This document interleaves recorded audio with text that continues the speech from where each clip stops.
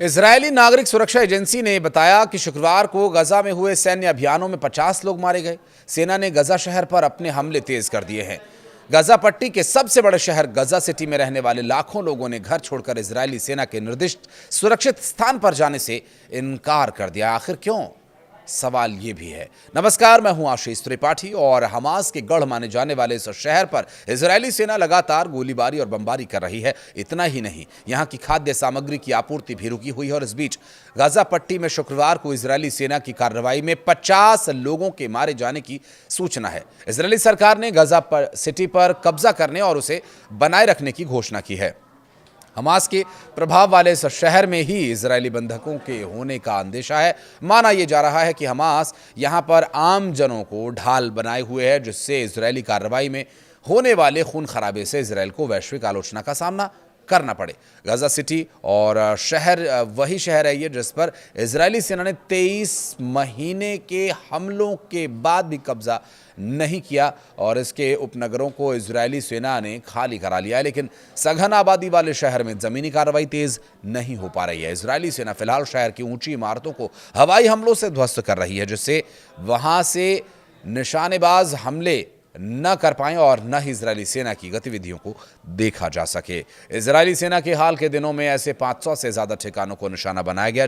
इस बीच गाजा पट्टी में तैनात इजरायल के रिजर्व सैनिकों ने ठिकाने छोड़ने से इनकार भी कर दिया। उन्होंने कहा कि वो गजा को कब्जे में लेकर ही यहीं पर रहेंगे। यरूशलेम में एक होटल के बाहर शुक्रवार को 2 लोगों की धारदार हथियार से हमला कर हत्या कर दी गई थी। दरअसल घायल 50 वर्षीय एक व्यक्ति की हालत अभी गंभीर बनी हुई है, जबकि 25 वर्षीय एक दूसरे शख्स को घायल हालत में अस्पताल में इलाज भी दिया जा रहा है। उसकी दशा थोड़ी बेहतर हो रही है। मरने वालों के अलावा इन लोगों को चोट भी आई थी। इजरायल पुलिस ने इसे आतंकी वारदात कहा था और इससे पहले यमन के हूती विद्रोहियों ने रविवार को इजरायल के एयरपोर्ट पर ड्रोन से हमला किया था। इजरायली सेना ने कहा कि हूतियों की ओर से दागा गया एक ड्रोन देश की बहुस्तरीय वायु रक्षा प्रणाली को भेदते हुए देश के दक्षिणी हवाई अड्डे पर गिरा और इस हमले में हवाई अड्डे की खिड़कियों के कांच तक टूट गए। इससे एक व्यक्ति घायल हुआ और कुछ समय के लिए वाणिज्यिक हवाई क्षेत्र को बंद रखना पड़ा। इजरायल का कहना यह है कि ड्रोन रेमन हवाई अड्डे तक पहुंचा, लेकिन इससे सीमित नुकसान हुआ। हमले के कुछ घंटों में उड़ानें फिर से शुरू कर दी गईं। इजरायली सेना ने कहा कि ड्रोन हमले से पहले कोई चेतावनी सायरन नहीं बजा।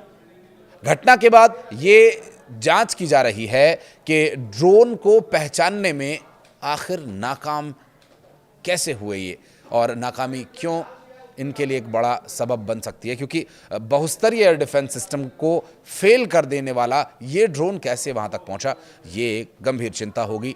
और हूतियों ने इस हमले की जिम्मेदारी ली थी और ये ड्रोन अटैक यमन के हूती विद्रोहियों के कब्जे वाली राजधानी सना पर इजरायली हमलों के बाद हुआ। इसमें हूती प्रधानमंत्री और दूसरे शीर्ष अधिकारी मारे गए थे। इस हमले से यमन और इजरायल के बीच करीब 2 साल से चल रहा संघर्ष और बढ़ने का अंदेशा पैदा हुआ था और वो अंदेशा सही भी साबित हुआ जब इजरायल ने दोबारा से हमला किया। और इजरायल ने कहा कि हूती विद्रोहियों ने, जब उस वक्त ये हमला हुआ था उस वक्त इजरायल ने कहा था कि हूती विद्रोहियों ने बीते रविवार को एक के बाद एक कई ड्रोन्स दागे, इनमें से अधिकतर को इजरायल के बाहर ही एयर डिफेंस सिस्टम ने नष्ट कर दिया, जबकि एक ड्रोन इजरायल के दक्षिणी शहर इलैट के पास स्थित रेमन इंटरनेशनल एयरपोर्ट तक पहुंच गया और टर्मिनल इमारत से जा टकराया। हूती विद्रोहियों ने इस साल मई में इजरायल के एक मुख्य हवाई अड्डे पर मिसाइल से हमला किया था और इससे 4 लोग घायल हुए थे और इसके बाद कई विमानन कंपनीज ने महीनों तक इजरायल के लिए अपनी उड़ानों को रद्द कर दिया था और इसके बाद अब ड्रोन से इजरायली एयरपोर्ट को निशाना बनाया गया। दूसरी तरफ इजरायल को लेकर अमेरिका अपने ही जाल में फंसता हुआ भी दिखाई दे रहा है, क्योंकि कतर पर इजरायली हमले के बाद अमेरिका के सामने अपने दोनों सहयोगियों के प्रति बैलेंस बनाना एक गंभीर चुनौती हो गया है। इसलिए अमेरिकी विदेश मंत्री मार्को रूबियो ने कतर के प्रधानमंत्री से मुलाकात की और अब वो इजराइल जाने वाले हैं। आपको बता दें कि इजराइल ने दोहा में हमास के सदस्यों को निशाना बनाते हुए हमला कर दिया था। इसमें कतर के भी एक जवान की मौत हो गई थी और इजराइल की इस हरकत पर डोनाल्ड ट्रंप ने भी नाराजगी जताई।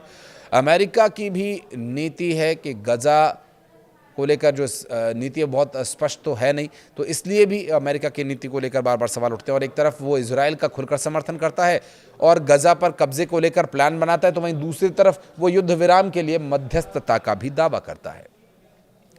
बता दें कि मार्को रूबियो और उपराष्ट्रपति जेडी वेंस ने व्हाइट हाउस में कतर के प्रधानमंत्री शेख मोहम्मद बिन अब्दुल रहमान अल थानी से मुलाकात की और इसके बाद डोनाल्ड ट्रंप के विशेष राजदूत स्टीव विटकॉफ ने उनके साथ डिनर किया। बता दें कि इजरायल ने कतर की राजधानी में तब हमला किया जब अमेरिका के ही युद्ध विराम के प्रस्ताव पर बात करने के लिए हमास के लीडर इकट्ठे हुए थे।